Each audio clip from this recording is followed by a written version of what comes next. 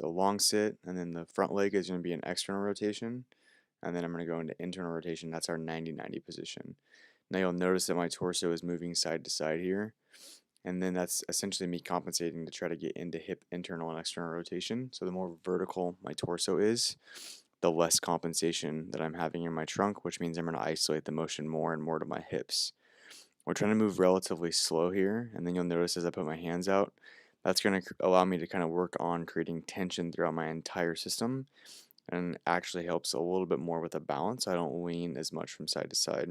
And then we can also scale it by dropping to an elbow. So it's the exact same hip 90-90 position. Maybe you're someone that has limited hip mobility, flexibility, or you're getting a little bit of irritability in the hips as you're doing it. This is just a simple way for us to kind of scale. And then once you develop the capacity to move into those joints, you can certainly take your hands away. Just a side view, focusing on really accessing hip extension as we kick back behind us.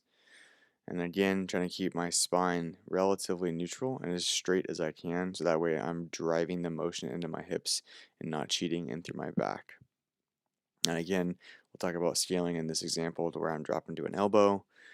So this should be a movement that we can go through without having any sort of like pinching pain. If you're getting some pinching pain and discomfort, try to slow the movement down or scale it back a notch, and then kind of come back and try it again, because sometimes it'll help loosen up tissues and you'll be able to isolate it to the hip joint.